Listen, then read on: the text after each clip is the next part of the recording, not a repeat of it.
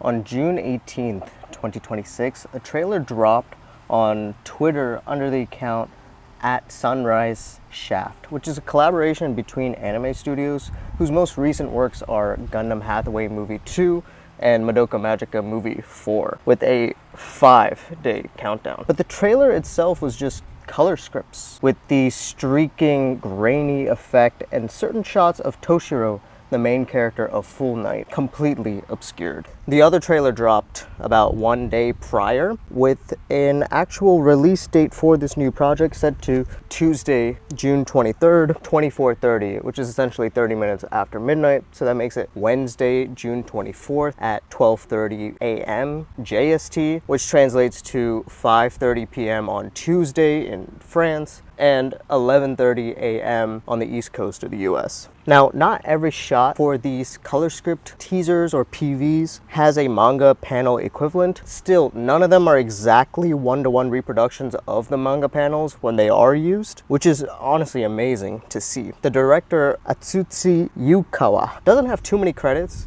when it comes to directing or storyboarding, but I guess more importantly, has been posting pictures of flowers on his Twitter since early 2024. Because of my journalist badge accreditation, I got to access a lot more per day at Annecy Film Festival in June 2026 and got to see more variety of events than maybe like a regular festival student or MIFA badge would grant. There was a dedicated press room that I got access to right outside of where the Netflix panel was going to be held at the Imperial Palace. So I was just chilling there to refuel and seek shade.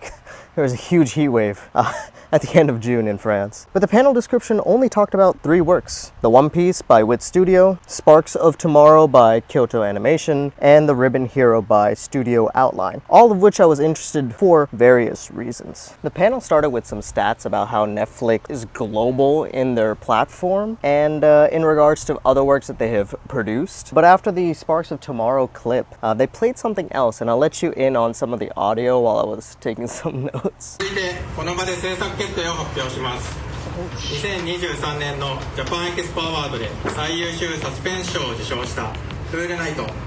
Like, yeah, I've been off and on Twitter throughout the week, but you know, I was in France, a little busy, a little bit of vacation, so I wasn't really checking it that diligently. I have seen rumors of something like a Full Night adaptation, but those have been going on for the past year or so, and I didn't really pay them too much mind because, you know, they're just rumors, but there was no denying this whatsoever. Of course, I went straight to Twitter immediately after seeing the official trailer to see all the weird marketing that went into this release by using color scripts, seeing everyone kind of basically clocked that it was Full Night by, you know, matching some of the panels together was pretty great to see, you know, a dedicated fan base to say the least. Usually I don't watch trailers for things because they tend to spoil a little too much of what they're trying to show off, but since I've already read Full Night, you know, it's not the end of the world, and I was at the panel, so there's no way to avoid seeing something that's on the big screen in front of me. But they did a fantastic job really withholding information for the surprise itself for the actual Netflix trailer. We have talked about color scripts before in the previous video with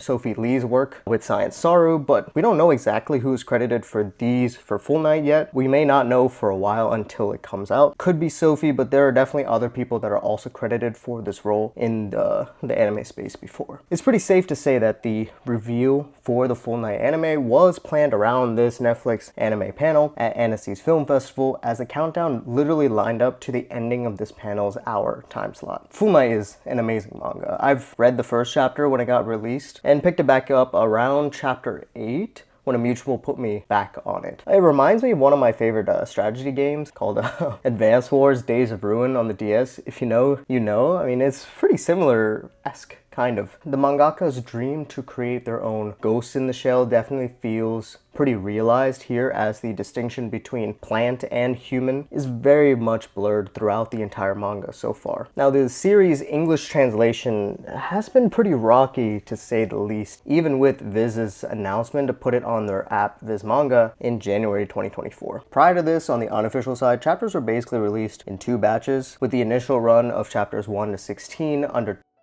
and 19 to 30 under But the issue, even with Viz's proper acquisition, only translated the series from chapters 1 to 35 and 64 and counting. And this isn't new. They've been doing something like this. Those earlier chapters were done by Shogakukan Asia, whereas the other chapters from 60s and onwards were done in-house. What's interesting to note that those chapters 2 to 35 on Viz manga never got updated with the volume translations done by Casey Lowe, which started releasing maybe around like June 2024 at a 3-month cadence until volume 7 completed that backfill. How does this even pertain to marketing? I mean, we're talking about the anime, right? This means that the manga legally could not have been read cover to cover until the end of 2025 when they caught up with chapter 63, so that someone could read it from chapter 1 to what is currently being released on Viz manga itself. Of course, a manga has to be successful in Japan first to get an anime, so I guess the English audience isn't as important for that decision, and this is likely the reason why the existing fan base for this IP is fairly small. I mean, that's one of the things that